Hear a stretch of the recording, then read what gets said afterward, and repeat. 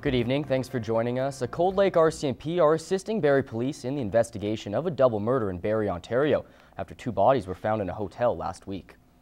The body of 52-year-old Helen Dorrington of Cold Lake was one of two found by police last Wednesday, and now Cold Lake RCMP are being asked for help. We did receive a call from the Barrie Police Department requesting our assistance with respect to doing follow-up inquiries on their behalf with the family members of the deceased lady from this area. Along with RCMP, Cold Lake Victim Services is also involved. Our Victim Services unit has been heavily involved working with the family, assisting them, offering assistance both here and in coordinating assistance at the other end as well.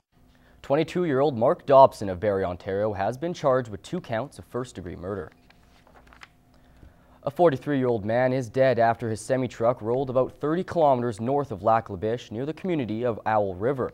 Early this morning, the man was driving the semi-truck south on Highway 881 and allegedly went through a T intersection before coming to rest several meters from the highway.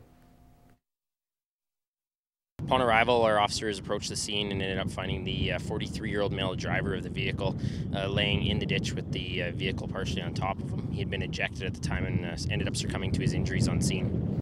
RCMP aren't releasing the identity of the driver or the company he worked for, but police say the driver was heading towards Lac La Biche when he missed the intersection.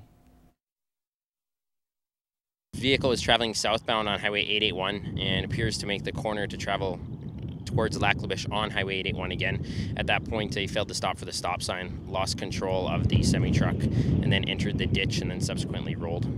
The driver's company and Alberta Environment and Occupational Health and Safety are assisting in the investigation. The man accused in connection with a fatal highway crash on March 13th near Kitscoty has pleaded not guilty. 43-year-old Murray Wright is charged with failing to proceed safely after stopping. Wright semi-collided with a Mazda driven by 18-year-old Erica Dancy. She was killed instantly. His next court appearance, is June 5th. A Saskatoon man accused of killing his wife will be free leading up to his trial. David Woods is charged with the first-degree murder of Dorothy Woods. Dorothy has family in Lloydminster. Woods was granted bail with strict conditions. A preliminary hearing set for October 15th will determine if Woods will go to trial. He was initially charged with gun offenses and uttering threats after his wife disappeared in November. Cold Lake RCMP arrested 2 people after seizing over 260 grams of cocaine from a vehicle Sunday. The 29-year-old woman and 26-year-old man, both from Cold Lake, were pulled over at a traffic stop on Highway 28. Police seized roughly $30,000 of powdered coke from the vehicle and arrested both occupants. The investigation is currently ongoing. Premier Alison Redford announced her new cabinet today, trimmed down from the former 21 ministers to 19. The only local MLA represented is Doug Griffiths from Battle River Wainwright. He's keeping his post as Minister of Municipal Affairs.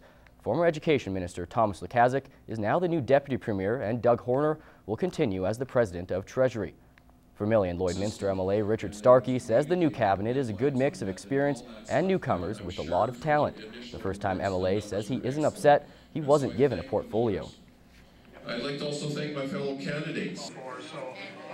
I really had no expectations one way or the other. I mean, I serve in whatever capacity the Premier asks me to, and I'm happy to contribute to the best of my abilities. Starke says the government has a very strong team moving forward. They'll be able to serve the province very well.